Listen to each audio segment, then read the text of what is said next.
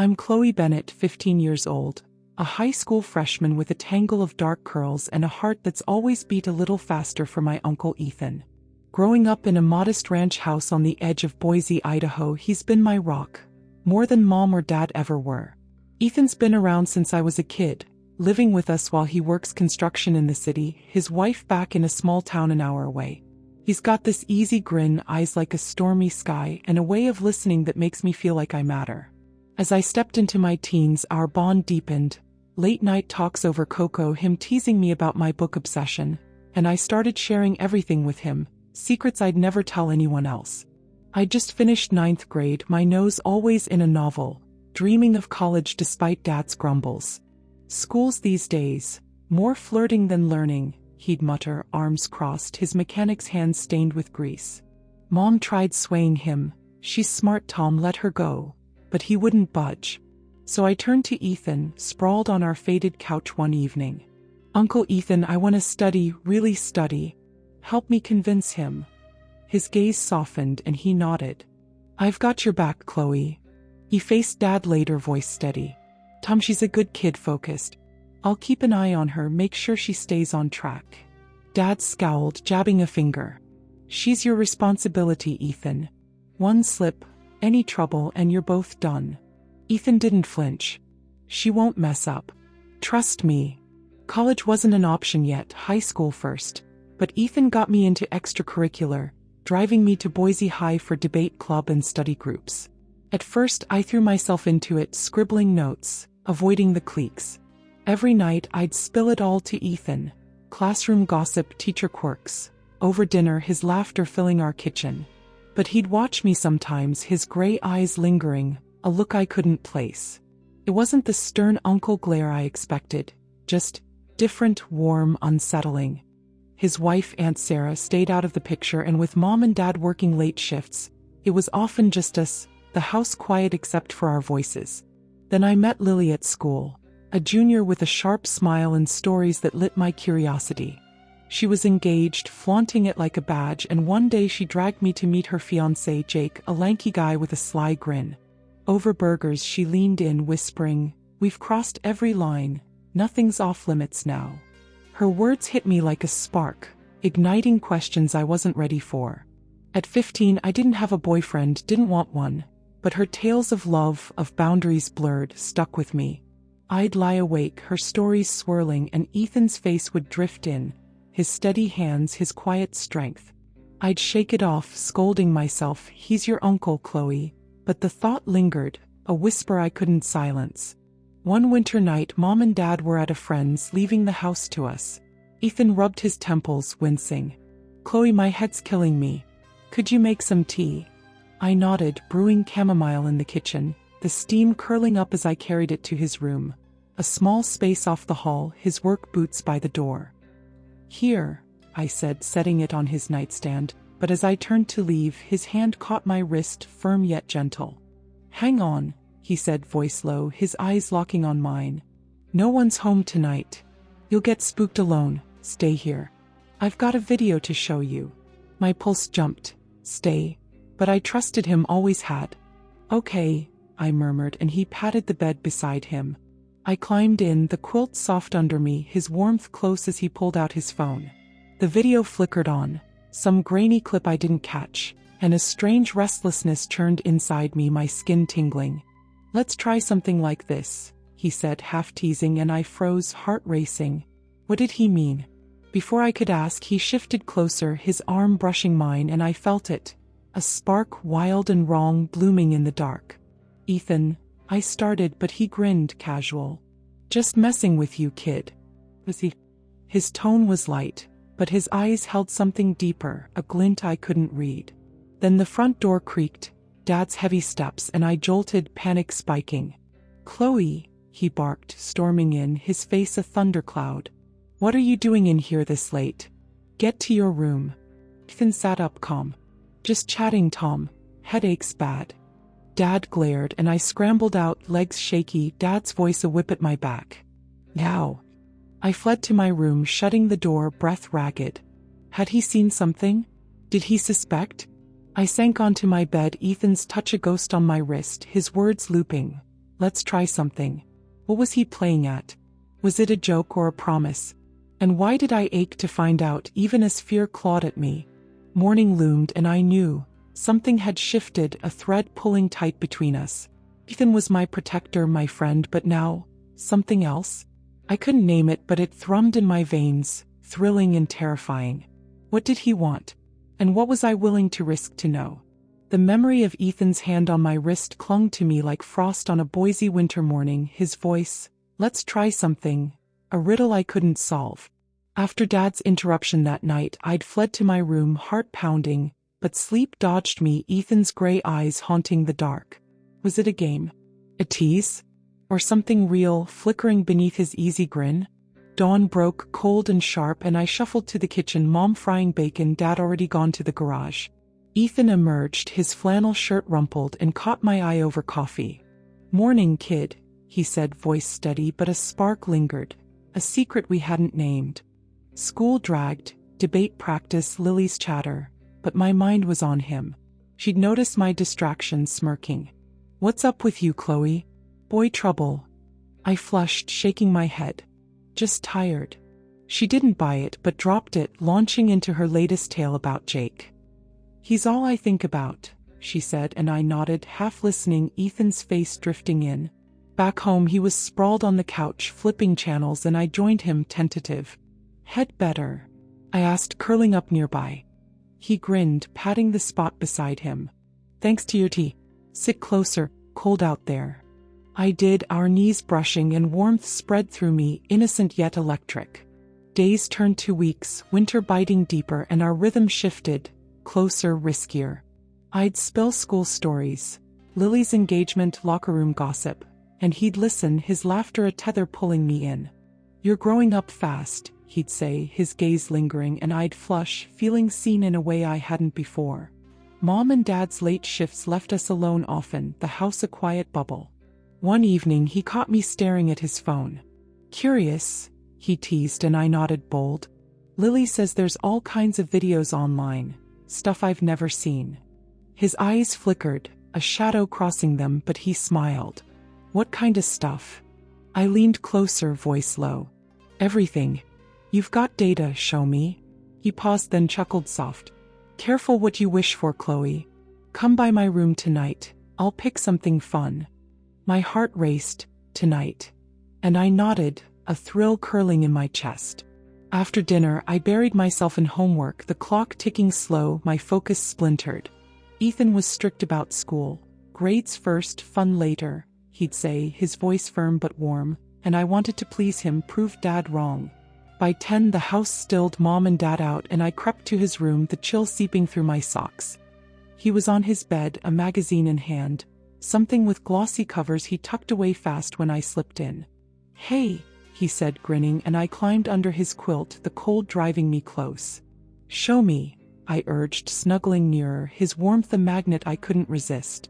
He pulled out his phone, the screen glowing, and flicked through videos, funny clips, then something edgier, shadows moving in ways that stirred me. My skin prickled, a restless hum building, and I glanced at him, his face close, eyes locked on the screen. "Like this?" he asked, voice low, and I nodded, breathless. "Yeah." He shifted, his arm brushing mine, and I felt it, a current, wild and warm, threading through us. Then headlights flashed, Dad's truck, and I froze, panic spiking. "Chloe," he bellowed, storming in, and Ethan sat up, casual. "Just chilling, Tom, she's fine." Dad's glare pinned me. "Your room now." I bolted, legs shaky, his anger a whip at my heels, and collapsed on my bed, pulse hammering. Had he sensed it, the heat, the pull? Next day, school was a blur, Lily's voice fading as I replayed the night, Ethan's nearness, the video's strange pull. I got home late, debate running long, and found him in the kitchen stirring soup. "Rough day?" he asked, ladling me a bowl, and I nodded, sinking into a chair. "Lily's mad, some dumb fight." He sat across, his foot nudging mine under the table, a quiet comfort. "Wanna fix it?" he said, and I sighed. "Yeah, biryani might help." "I love it." He grinned, standing. "Let's go." We rode his motorcycle to a diner, the wind sharp, my arms around his waist, his steady frame grounding me. Over steaming plates he teased me back to smiles, his laughter a balm, and I felt it, our bond tightening, a thread I couldn't cut. Back home Mom and Dad were out again. Another wedding, and we sprawled in the living room, the TV a low hum. "Why'd you stop asking about videos?" he asked, his tone playful, and I froze, spoon halfway to my mouth. "Thought you forgot," I lied, and he leaned closer, eyes glinting. "Never." "What did you see?" I swallowed bold. "Enough. Online, a friend sent some." His brow arched, surprise flashing, then darkened. "Who?" he pressed, voice sharp, and I shrugged. "Just a guy, new friend." He went still, soup forgotten, and stood. "Change, then meet me here." I obeyed, puzzled, and returned to find him scrolling my phone, his jaw tight. "What are you doing?" I asked, and he set it down, eyes on me, intense, unreadable. "Eat," he said, soft but firm, and we did, his gaze heavy, stirring something deep. I finished fast, dishes clattering, and he caught my arm as I passed. "Pie room, 11. Bring tea."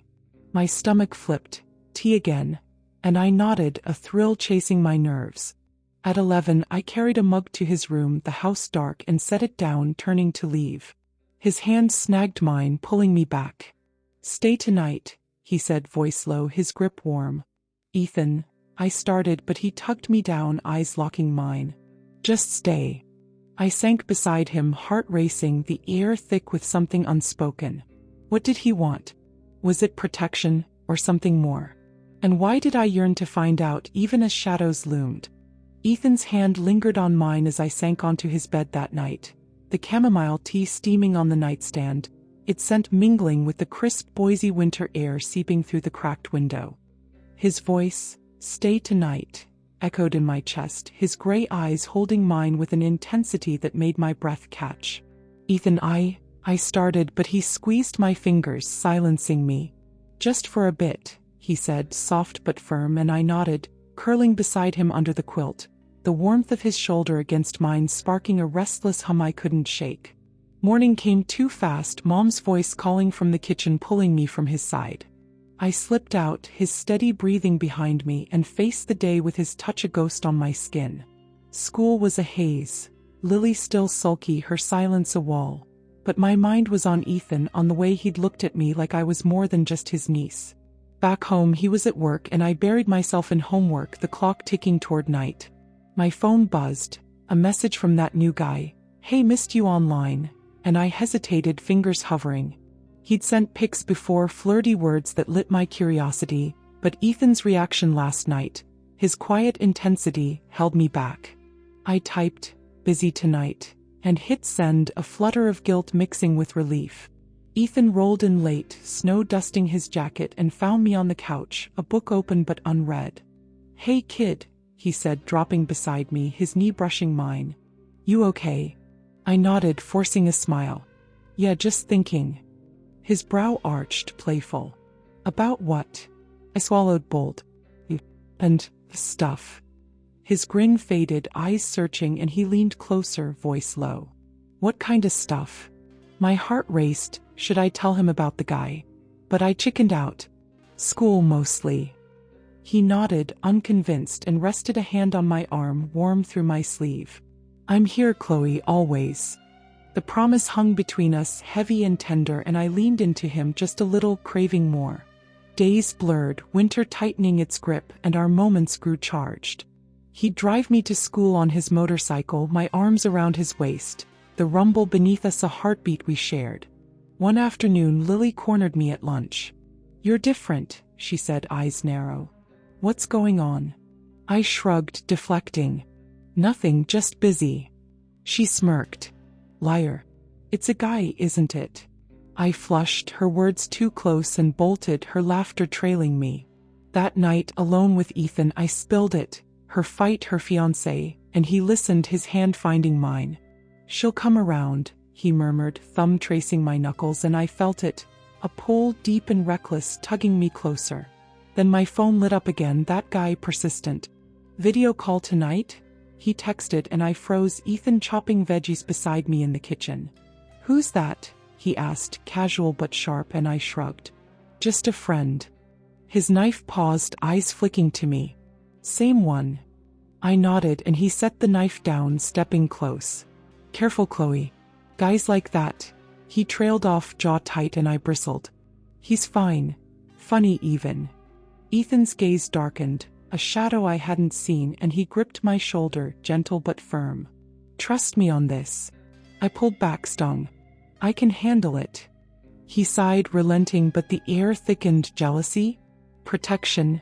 And I wondered what he saw when he looked at me. That night, Mom and Dad out again, I paced my room, the guy's message burning a hole in my pocket. Ethan's warning gnawed at me, but curiosity won. I texted, "Okay, call me," and waited, heart pounding. The screen stayed dark, he didn't call, and I slipped into the hall, restless. Ethan's door was ajar, light spilling out, and I peeked, him on his phone, texting fast, his brow furrowed. Then he stood, grabbing his jacket, and headed for the stairs to the roof. Midnight ticked past, the house silent, and I followed barefoot, the cold wood biting my toes. He stood by the railing, wind tugging his hair, foam glowing in his hand, and I froze. Why up here now? Suspicion flared. Was he the guy? And I crept back, mind racing. In my room, I texted again, "Where are you?" and watched, breathless, as no reply came. Sleep took me hard, a dream weaving in. Ethan beside me, his voice soft, urging me toward something I couldn't see. Morning broke and he was all smiles, brewing coffee. "Sleep good?" he asked, and I nodded, wary. "Yeah." He grinned, tossing me his keys. "I'll drop you at school, bike's ready."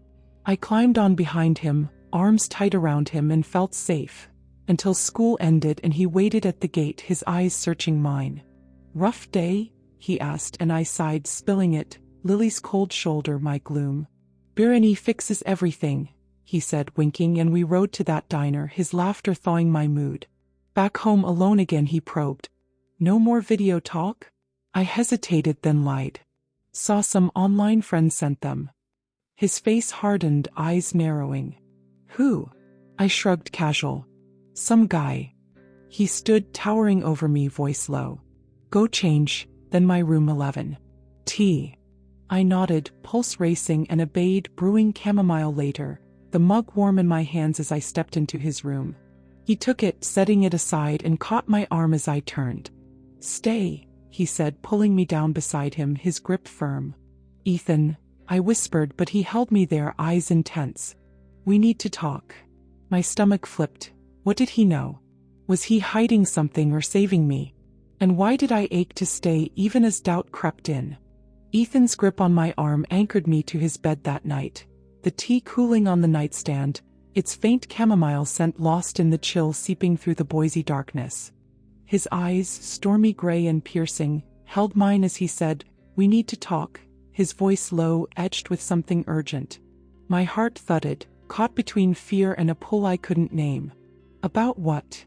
I whispered, sinking beside him, the quilt soft under us, his warmth a tether in the shadows. He didn't let go, his hand sliding to mine, steady and warm. "That guy, the one texting you," he began, and my stomach dropped. How much did he know?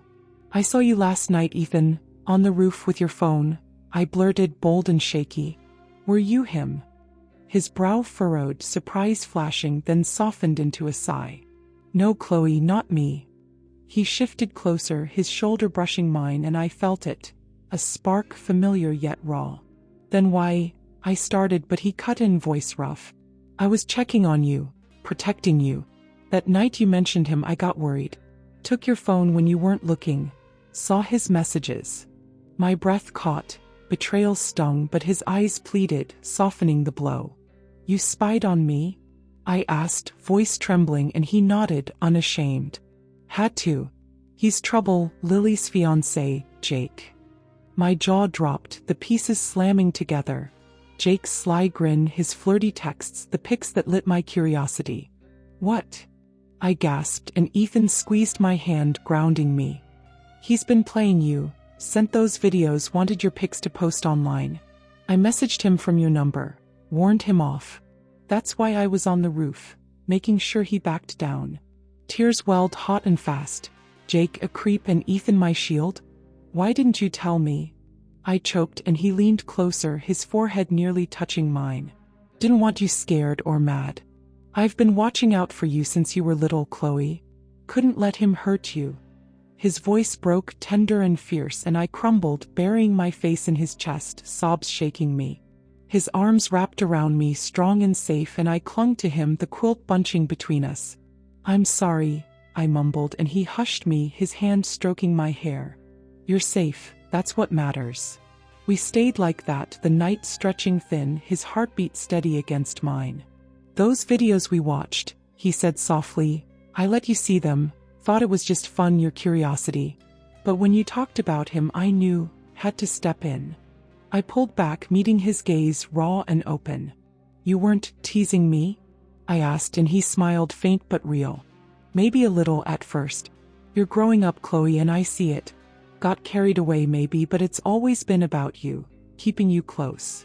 My chest tightened. Love, not just duty, and I squeezed his hand, a silent vow.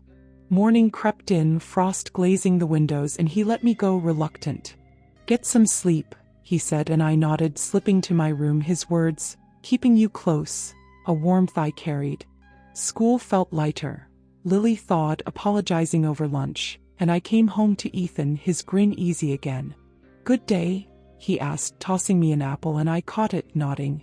"Better now."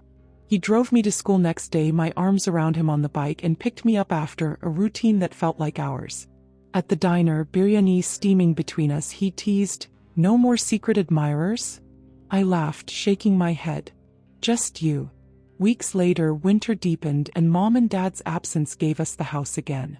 We sprawled in the living room, a movie flickering, and I probed, shy. "Why do you care so much?" He turned, eyes soft. "Your family, Chloe. More than that. Always have been." My heart swelled. More? And I leaned into him, his arm resting light across my shoulders. "I messed up," I admitted, chasing stuff I didn't understand. He nodded, understanding. "You're young, happens. I should have explained, not just watched. But I couldn't lose you to that." The truth settled, Ethan's late nights, his stern moments, all to shield me. Jake faded, a lesson in trust, and I vowed to Ethan, no more dumb risks, just school. He grinned, proud. "That's my girl." Days turned to routine. Homework, rides, quiet nights, and one evening, alone again, he caught me with my phone. "Texting?" he asked, playful, and I smirked.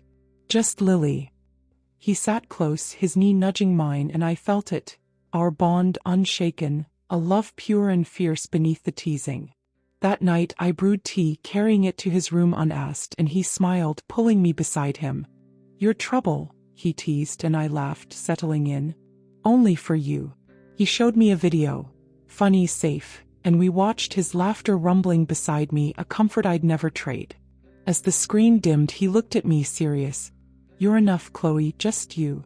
Tears pricked, relief, gratitude, and I hugged him, his arms a fortress. "Thanks for everything," I whispered, and he held me tighter, a silent promise. Winter thawed to spring, and I stuck to my word. School first, friends wiser.